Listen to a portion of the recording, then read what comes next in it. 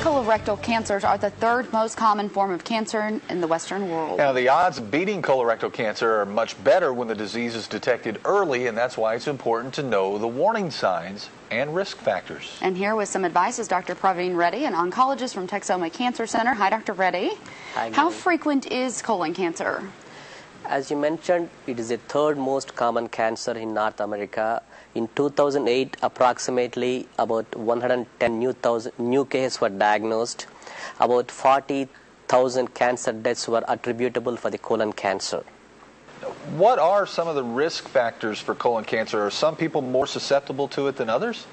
Yeah, actually, about 1/3 of the colon cancers have a familial clustering, and in addition to that, patients with history of early stage colon cancers or inflammatory bowel disease or family history of colon cancers, and in some women who have some endometrial cancer or ovarian cancer, and these people are a little bit more prone for the colon cancers than the normal population. Now tell us about some of the treatments once it's diagnosed. Treatment involves basically surgery and the chemotherapy. It all depends on the stage of the cancer at the time of diagnosis. If it is a stage 1 or 2 early stage cancers with no involvement of the lymph nodes, surgery is purely curative. If it is a stage 3, they get surgery followed by chemotherapy. If it is a stage 4, they get mostly chemotherapy. At times they do the surgery depending on any symptoms like obstruction. Now, as with any type of cancer, you talk about screening.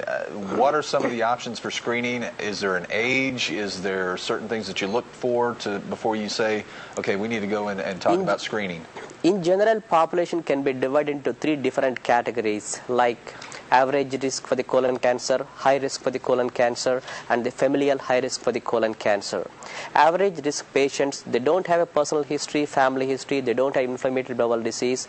The moment they come to 50 years of age, they need to get the screening colonoscopy, and from that time every 10 years.